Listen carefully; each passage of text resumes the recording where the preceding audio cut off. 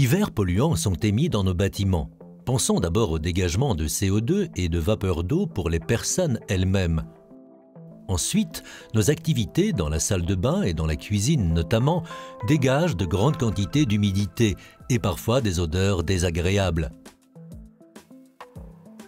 Enfin, les matériaux et le mobilier émettent eux aussi des polluants parfois toxiques à long terme. La ventilation est donc une nécessité pour le confort et la santé des occupants, mais évidemment aussi pour éviter les dégradations du bâtiment dues à l'humidité. L'installation d'un système de ventilation est d'ailleurs obligatoire pour les logements neufs. Dans le passé, l'air de nos maisons était principalement renouvelé via les fuites dans l'enveloppe du bâtiment.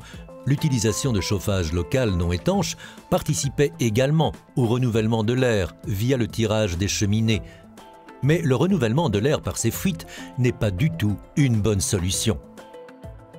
On comprend que des fuites importantes peuvent engendrer des courants d'air, source d'inconfort pour les occupants. Ces fuites ont un effet néfaste sur la consommation énergétique du bâtiment car elles génèrent des pertes de chaleur très importantes. Même dans un bâtiment globalement peu étanche à l'air, on peut avoir une qualité d'air tout à fait insuffisante. Un problème est que les fuites sont réparties au hasard et qu'il y aura toujours bien un local ou l'autre dans lequel il n'y aura pas du tout d'infiltration d'air.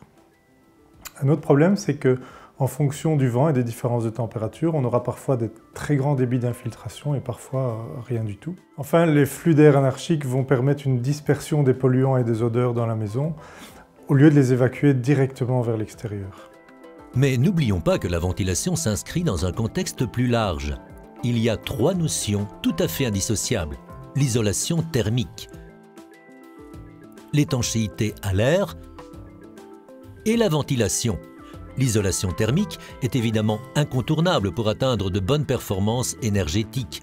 L'étanchéité à l'air des bâtiments est également de plus en plus importante. Et enfin, un renouvellement de l'air efficace ne peut se faire qu'avec un système de ventilation contrôlé.